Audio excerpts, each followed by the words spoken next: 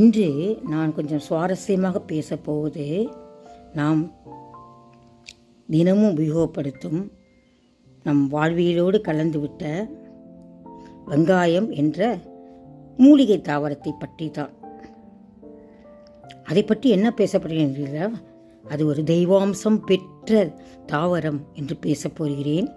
அதில் மும்மூர்த்திகளும் குடியிருக்கிறார்கள் என்பதையும் சொல்லப் போகிறேன். என்னது, உரிச்சு பார்த்தா வெங்காயத்தில் ஒன்றும் இல்லை அப்படின்னு கேலி செய்வாங்க.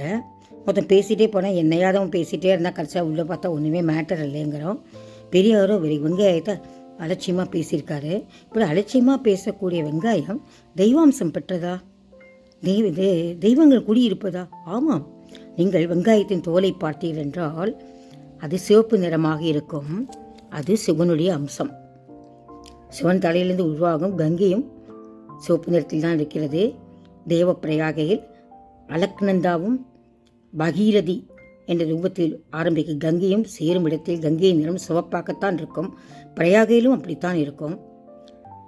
யமுனை கருப்பாக இருக்கும், இந்த கங்கை சிவப்பாக இருக்கும். சரி, அடுத்தது அதனுடைய மேல் பகுதியில் தாடி இருக்கும்.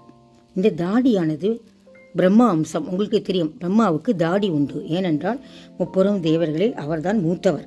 ஆமாம், அறிவுக்கு ஒரு ஆற்றலுக்கும் தெய்வமான அவர் மூத்தவராக தான் இருக்க வேண்டும். அடுத்தது வெங்காயத்தை நீள வெட்டினால் என்ன ஆகிறது பாருங்கள், சங்கு போன்ற தோற்றம். அதை குறுக்காக வெட்டினால் சக்கரம் போன்ற தோற்றம். ஸோ சங்கம் சக்கரம் இரண்டும் இருப்பதால் அது விஷ்ணு அம்சம். ஆக வெங்காயத்தில் தோலில் சிவன், தாடியில் பிரம்மா அண்ட் உள்ளே சங்கு சக்கர ரூபமாக விஷ்ணு இருக்கிறார். ஸோ இப்போ ஒத்துக்கீங்களா வெங்காயம் தெய்வாம்சம் பட்டது என்று? அது மட்டும் இல்லை, வெங்காயம் அமிர்தத்தின் அம்சம். எப்படி என்றால், தேவர்களும் அசுரர்களும் கடலை கடைந்த போது ஏற்பட்ட அமுதத்தை விஷ்ணு மோகினி ரூபம் எடுத்து ஒரு தங்க பாத்திரத்தை கரண்டியால் தேவர்களுக்கு பரிமாறினார். அந்நேரத்தில் சொர்பானு என்ற அசுரனுக்கு தானும் அதை உண்ண வேண்டும் என்ற ஒரு ஆசை. தேவர்கள் மட்டும் இந்த மாதிரி அமிர்தத்தை உண்டு நிரந்தரமாக ஆகிவிடுவார்களே, நமக்கும் அது வேண்டும் என்று தன் உருவத்தை தேவர்கள் உருவம் மாற்றிக்கொண்டு அவன் நடுவே உட்கார்ந்து அமிர்தத்தை உண்டு விட்டான்.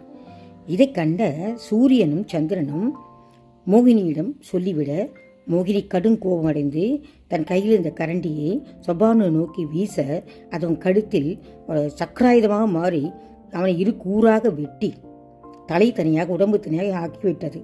அப்படியும் அவனை சம்ஹாரம் செய்ய முடியவில்லை. அவன் இறக்கவில்லை. ஏனென்றால் அவன் அமிர்தம் உண்டு விட்டான் அல்லவா? அதே நேரத்தில் அவன் உண்ட நேரத்தில் சில அமிர்த துளிகள் தரையில் தெளித்தன. ஏனென்றால் அவன் எங்கு அதை உண்டு விடுவானோ என்று பக்கத்திலிருந்து தேவர்கள் இந்த சூரியன் சந்திரன் சொன்னதை கேட்டவுடன் அவன் வாயை பிடித்து அமுக்க அவன் துப்பினான். அந்த துப்பின அமிர்த துளிகள் வெங்காயமாகவும் பூண்டாகவும் மாறியது. சரி, இப்போ இந்த தலையும் உடலும் என்ன ஆயிற்று என்று பார்ப்போம். தலையோ அசுரத்தலை, அந்த அசுரன் உடம்போ வேறு பக்கம் கிடைக்கிறது.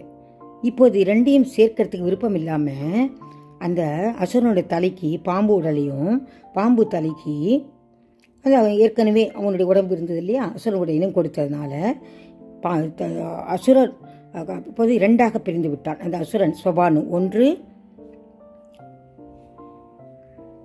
அசுரன் தலை கொண்ட ராகு, இன்னொன்று பாம்பு தலை கொண்ட கேது. ராகு கேது ரெண்டுமே நாம் என்ன செய்கிறோம், கெட்ட கிரகங்கள் என்று சொல்கிறோம்.